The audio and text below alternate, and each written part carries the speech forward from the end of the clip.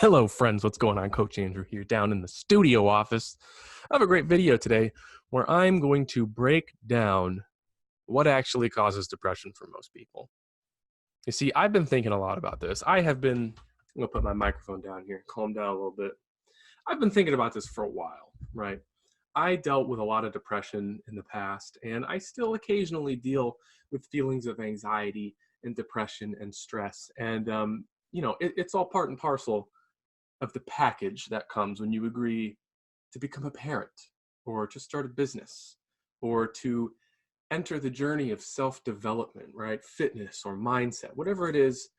If you embark on something that's difficult, and most people are doing difficult things with their lives, whether it's your career or your family, you're going to encounter moments where you doubt yourself, where fear has a more powerful voice than the other things in your brain. And ultimately, that's what all of this comes down to. It comes down to fear. A lot of negative emotions are rooted in fear. And I can talk about that at length for as long as I want to, but that's not really where I want to take this video. I actually want to give you something a little more useful and practical to help you understand the logical source of your depression, the logical source of your anxiety. I want your rational thinking brain to actually have a useful model with which to look at your negative emotions. And that's what I'm going to give you in this video. If you want to learn more about fear and what fear actually does to your brain and how the ancient part of your brain, the reptile brain, is affecting your conscious thought, I have some other videos about that, about fear in general on my channel. So go click on my channel, subscribe to it, and look in the Coach Andrew Talks playlist, and you should find some videos in there about fear that relate pretty heavily to what I'm about to tell you. But anyways, one more thing before I dive into the whiteboard here and kind of talk about what I'm going to teach you. I just want to say that depression and anxiety, mental illness in general, these things are complicated. They're very nuanced, okay? And there's a lot about the brain that we don't understand. Furthermore, I'm not a doctor, I'm not a psychiatrist or a psychologist, and I can't tell you whether or not you have clinical depression, right, which is serious and should be treated by a medical professional. And I can't tell you if your depression is just a symptom of other areas of your life. But what I can tell you is that everybody on planet Earth, every single human living and breathing right now, deals with some extent anxiety, depression, and stress. We're all anxious, we're all depressed, and we're all stressed at different times and at different depths, right? Not everybody's clinically depressed. I think that many people who have been diagnosed with clinical depression do not have clinical depression. I don't have data to back that up. It's just my opinion based on my experience and my knowledge of people that I know, anecdotes, things I've read. Okay, so take that with a grain of salt. That's for you to decide. But I encourage you to come into this video with an open mind and hear what I have to say, because a lot of this might actually strike a note with you. And you might actually begin to agree with what I'm saying if you just hear me out. So let's dive into the screen. I wanna kind of show you exactly what I'm gonna teach you. All right, so the first thing you gotta understand is that depression is rooted in fear, okay? It is 100% rooted in fear. So is anxiety. They are slightly different emotions. They have slightly different physiological mechanisms. But what you need to understand is that the negative emotion comes from your fear, okay? So some generalizations that aren't always entirely accurate or entirely true are that anxiety is fear of a bad future and depression is fear of a bad past, right? And so you may become depressed when you're thinking about bad things that happened previously, when you're ruminating or lingering on negative thoughts, maybe a bad conversation that happened with a friend or something like that. That's kind of where depression comes from. But you can also become depressed about the future, right? And that is generally a fear that the patterns you exhibited in the past, you will continue to exhibit in the future, right? So that can cause a mix of anxiety and depression, right? And depression and anxiety tend to go hand in hand. Most people who have lots of anxiety also have lots of depression. It's not always a linear relationship, but just understand that these emotions are rooted in the same place, and they generally come with the same types of symptoms. Now, what you need to understand about fear is that fear is a valuable emotion. Fear is not your enemy here, okay? Depression and anxiety are 100% your enemy, okay? But fear is not your enemy. Fear is your friend, okay? Fear is something that your brain creates to warn you when something is wrong, okay? It is there to tell you when something is not going correctly, all right? Now, fear will result in depression and it will result in anxiety when your brain misinterprets fear, when your brain uses the emotion of fear poorly, when it applies it poorly, without concept, without reason, without logic, without foresight, okay? But fear is there to tell you that something's wrong. And to our ancestors, this meant something very simple.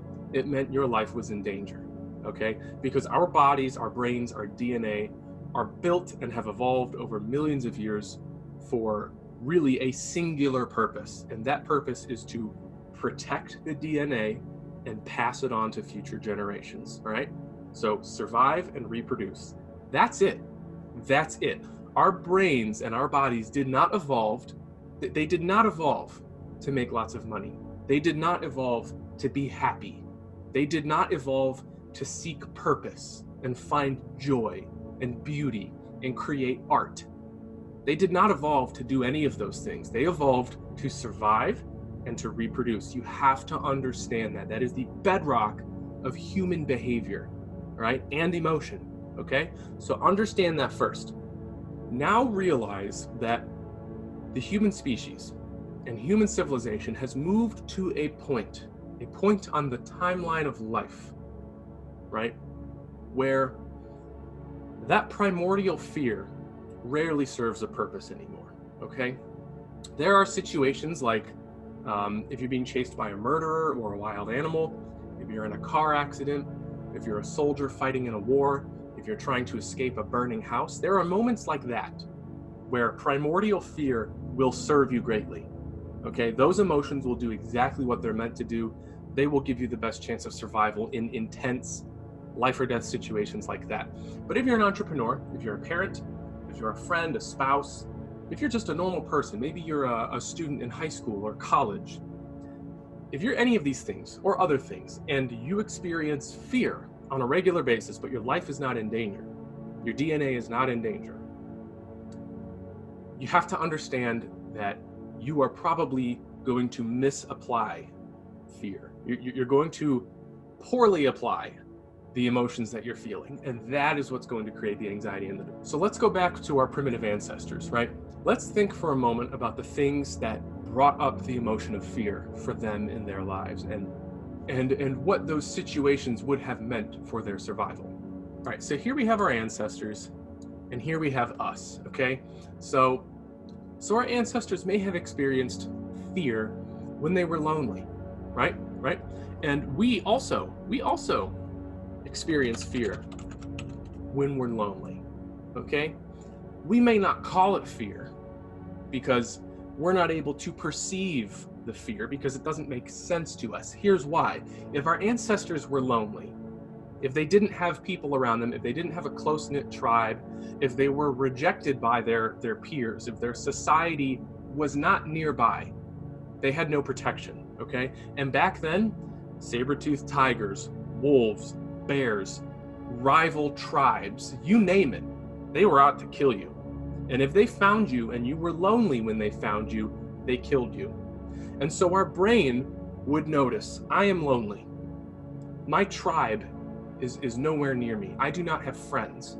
If something that wants to kill me finds me, I will die. And your brain would say, fear because of loneliness results in anxiety. And the anxiety would tell our ancestors, we better be scared right now because the future could be bad. We got to get back to the tribe. We have to get back to our friends because we are not safe. And that is why loneliness would create fear, which would create anxiety, okay? Now we go to us, right? We look at us. When we're lonely, we do experience the fear, but we don't realize it because all we experience is the anxiety. Our brain still thinks that being alone is going to result in us dying. But it doesn't, because we're safe. There are no more saber-toothed tigers, right? There are no more bears except up in the wilderness, Canada and Alaska. There are no rival tribes here in the United States that are going to kill you if they catch you alone, right? Very rarely does being lonely result in actual danger anymore. But our brain does not quite know that. Our brain does not really understand that. And so humans are social creatures because it's beneficial to our survival and our reproduction. And when we're lonely, which is a huge epidemic in the Western world right now, being alone, loneliness is a scourge to our civilization at this current moment in history. And that's why so many people are anxious. That's why so many people are depressed, right? Because if you stick with that anxiety long enough, if you stay lonely long enough and you don't do anything about it, and weeks go by, months go by, years go by, you will become depressed because your brain is going to assume that even though it's telling you to be anxious, even though your brain is telling you something is wrong, you can't fix it, right? And your brain has determined that you're screwed. And that's when you become depressed because you are showing habits and routines and patterns that are not conducive to survival, that are not conducive to success or reproduction. And that's where the depression comes from. It's all rooted in fear.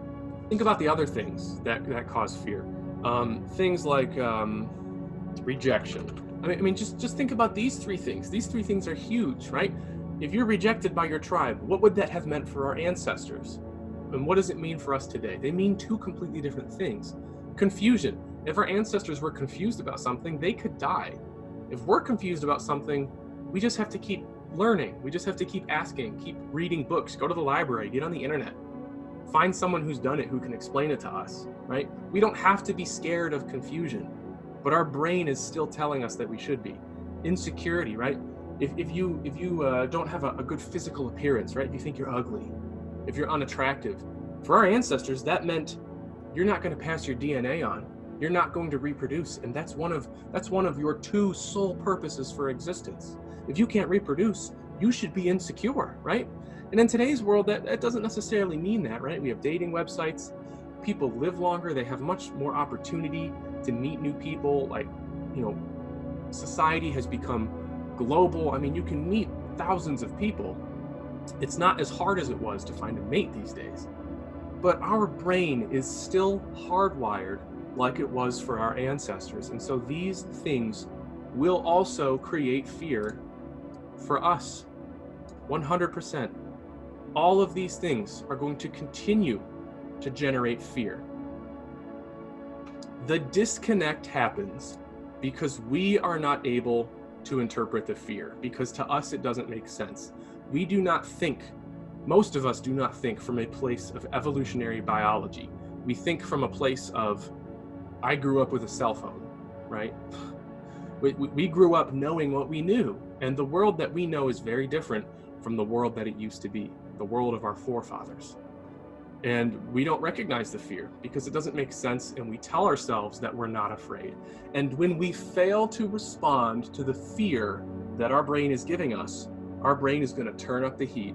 You're not responding to the fear? How about some anxiety? How about some depression? How about some severe distress, right? And our brain is going to keep turning up the heat because it knows that things are wrong. And if we don't respond, and if we don't fix the things that are wrong in our life, our brain will continue to turn up the heat until we pay attention or we die. Because our brain basically thinks we're going to die anyways. So I've got to make him feel this pain, because if he doesn't listen to it, we're dead anyways. Now, here's where we have to draw the line, right? Because what does all of this mean? It means that the same things that cause fear in our ancestors cause fear in us. And if our ancestors fixed these things, their fear went away. And so if we fix these things, our fear will go away too. And this, my friends, is the ugly truth about anxiety and depression and stress, for that matter. The ugly truth is that you are depressed or anxious or stressed or all of the above because your life has problems. Because your life has problems, right? You're lonely. You feel rejected. You're confused. and you're insecure. Your life has problems, and that's why you're depressed.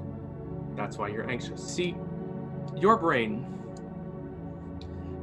keeps track of what's good with your life and what's bad with your life, right? Your brain knows that you've got good stuff going on and that you've got bad stuff going on. Your brain knows. You're going to be keeping track of the things in your life that you think are under your control, right? Maybe you work out regularly, you eat a healthy diet, you have a really good relationship, you got a great girlfriend or boyfriend, and you feel pretty good about those things, right? You feel pretty good about those things. You got your health under control, you got your relationships under control, your diet's pretty good, right? However, you feel like your career isn't going anywhere. You're stuck at a dead-end job. Maybe you feel like you're not making enough money. Your girlfriend or your boyfriend doesn't want to get married. They don't want to have kids, but you do. You do. You feel like your relationship is great and you love this person, but they're just not on the same page and you're worried about the future. You're not confident about the future.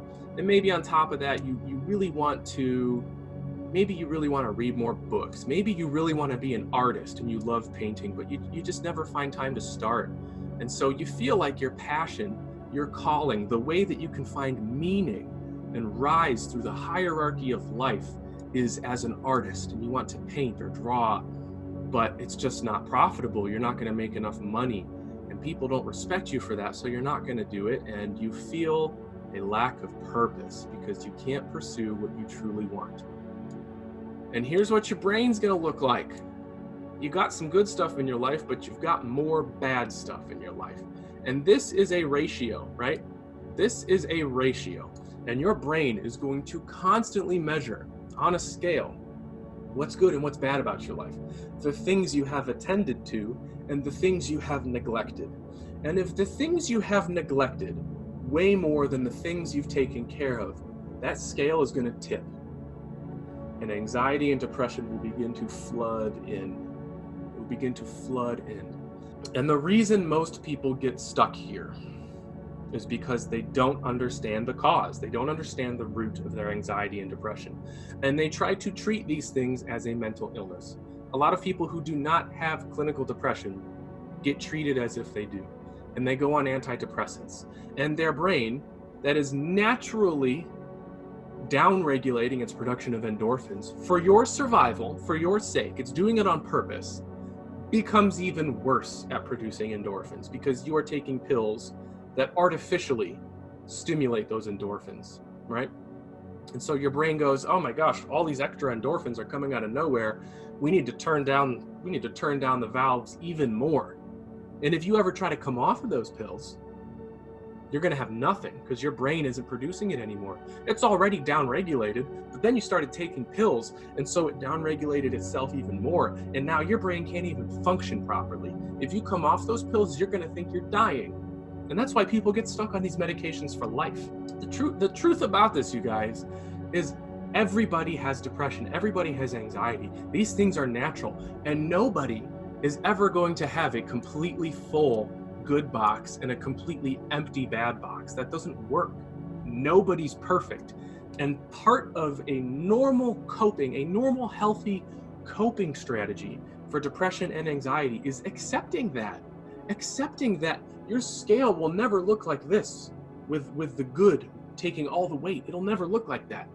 It's always going to be a balancing act. And most people tend to hover right around break even, right? A little bit more, a little bit less. People who do a really good job, they love their career, they make enough money to be happy, they have their priorities straight, and they have healthy relationships, they're going to keep it tilted in favor of good, right? And they're not going to be depressed or anxious very often. That should be your goal. It should look like this, not this. This is your goal, right? If you look like this right now and you've got a lot of bad, then your goal should be even. Your goal is to just get to even. Just get to break even. That's all. That's all. And you do that by taking a really hard inventory of your life and thinking, what's wrong with my life right now? Why would my brain be telling me to be scared? What things in my life have I been neglecting? Am I staying with a boyfriend or a girlfriend who is not good for me? Do they not care about my needs? Do they put themselves first? Are they selfish? Do they have a different vision for the future than me? Do they share my values? Are my relationships bad with my friends, my family, my significant other? Do I enjoy my career? Am I making enough money? Do I feel fulfilled? Am I contributing to society? Are my skills being utilized? Right? Do I like my profession? Am I taking care of my health? Am I taking care of my health? Am I exercising? Do I feel like I look good? Am I confident? Am I free of disease? Do I have chronic pain? These are the things you got to start asking yourself, because these are the roots of your depression and your anxiety. And the longer you neglect them and try to treat them with pills and treat them with therapy and treat them with self-help books and do all these things that are not actually fixing the problems, the longer you will stay in this place. The longer that scale will be tilted in a way that you don't want it to be tilted. And that's just the truth. So here's the takeaway, guys. Ask yourselves this question. If I am depressed or anxious, why? What's wrong with my life? What things are tilting the scale in the direction that I do not want it to go? And what can I do to fix those things? Right? And here are some guidelines for fixing your life. If you have problems in your life with your career, with your relationships, or with your health, then subscribe to my channel right now. Start watching my videos. Start watching Coach Andrew Talks. That's a playlist on my channel. Start watching Ask Coach Andrew, right? That's where viewers like you email me questions and I answer them with a video. Leave your questions in the comments, shoot them to the email in the description. I will make a video and answer your questions for you. I am here to help you, okay? If you're an entrepreneur, I have a business coaching playlist. Start watching that. Start fixing your business. Start making more money. Or start the business you've been wanting to start. Quit your day job. You're going to die one day. You've got to start. Clock's ticking. But identify what is wrong with your life. Identify the things that need to be improved and stop lying to yourself. Stop rationalizing your shortcomings and start doing something to fix them. That's the only way forward. And it hurts. I know it hurts. It's not pleasant to hear. It's not pleasant to hear. You want to know what actually got me off my butt one day? One of the things that actually fueled my fire a long time ago when I started my business, I have a friend who is actually a year younger than me. He's incredibly wealthy. Incredibly wealthy. He has a really great business going for himself. And he posted on his Instagram story one day, and it said something like, I hustle every single day. I work hard every single day because I know what I need to do, and I don't care what the haters think. And then the next story after that said something like, if you are letting other people outwork you, but you're supposed to be taking care of your family or taking care of other people, you should be ashamed. And I read that and it stung. It stung. Because I had a family at that point, right? I had a kid. I had a business. And here's another difficult truth, a really hard pill to swallow. If someone criticizes you, or if you read something like that story that I read, which wasn't even directed at me, but I read it and I immediately got defensive, it's because my brain knows it's true. Your brain's trying to protect you from other people. Once again, it is primal fear trying to look out for you, but actually hindering you a little bit. Your response is hindering you. The fear itself isn't hindering you. It's your response to the fear, right? But instead of just responding and reacting to the fear and getting defensive and trying to protect myself, I stopped myself and I said, why am I so defensive right now? Why do I feel attacked? And I identified the fear. And the fear was that it was true. I was scared that it was true. And it was. I wasn't outworking anybody. And I did have a family to take care of. And I was running out of money. And that was one of the many instances where I had to stop. I had to stop the automatic response and actually think about what was going on in my life and decide if I needed to change something. So that's what I need you to do right now. Are you messing up your life? Is your house in order? Did you make your bed this morning? What did you eat for breakfast? Was it some sugary cereal? Or was it a protein shake and veggies? When was the last time you ran a mile?